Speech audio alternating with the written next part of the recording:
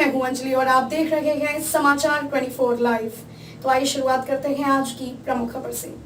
सरकार के मंत्री का दावा, बीजेपी और पीएम मोदी की नीतियों में आस्था रखने वाले लाइन लगाकर बीजेपी में हो रहे शामिल। उत्तर प्रदेश सरकार के उद्यान, कृषि विपणन, कृषि विदेश व्यापार, कृषि निर्यात राज्य मंत्री दिनेश प्रताप सिंह आज एक दिवसीय दौरे पर महोबा पहुंचे।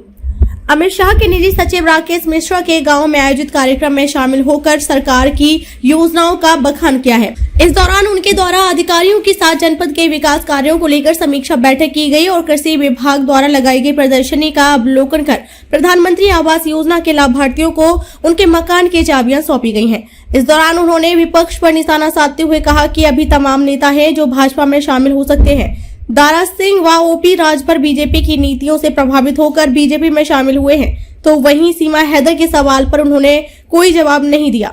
दरअसल आपको बता दें कि अमित शाह के निजी सचिव राकेश मिश्रा के गांव धौर्रा में आयोजित कार्यक्रम में शामिल होने के लिए उत्तर प्रदेश सरकार के कृषि राज्य मंत्री दिनेश प्रताप सिंह पहुंचे थे।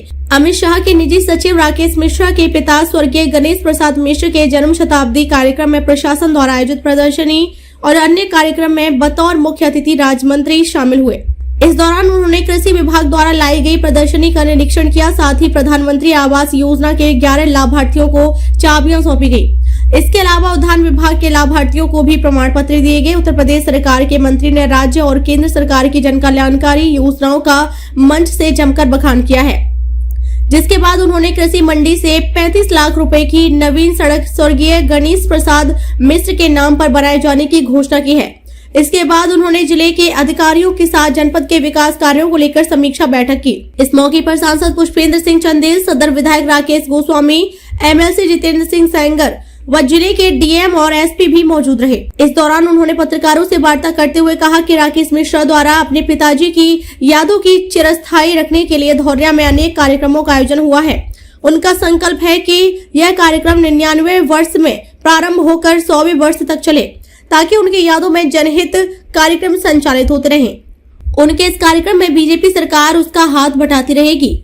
जब उनसे पूछा गया कि लोकसभा चुनाव को लेकर पूरा विपक्ष एकजुट हो चुका है और पुराने साथी ओपी राजभर, दारा सिंह चौहान भाजपा में वापसी कर चुके हैं, तो इस सवाल पर उन्होंने जवाब दिया कि भारतीय जनता पार्टी अपने कार्यकर्ताओं के बदौलत दुनिया की सबसे बड़ी पार्टी के रूप में स्थापित हो चुकी है। जिनको भाजपा पर विश्वास और उसकी नीतियों पर भरोसा है, उनका भारतीय जनता पार्टी के कार्यकर्ता स्वागत कर रहे हैं। जो लोग बीजेपी पर आस्था जताते हुए शामिल हुए हैं, इसके अलावा अभी बहुत सारे लोग हैं जो भाजपा में लाइन लगाकर बीजेपी और पीएम मोदी की नीतियों से प्रभावित होकर शामिल होने वाले हैं। वहीं जब उनसे सीमा हैदर को लेकर सवाल किए गए तो उन्होंने कुछ भी बोलने से मना कर दिया।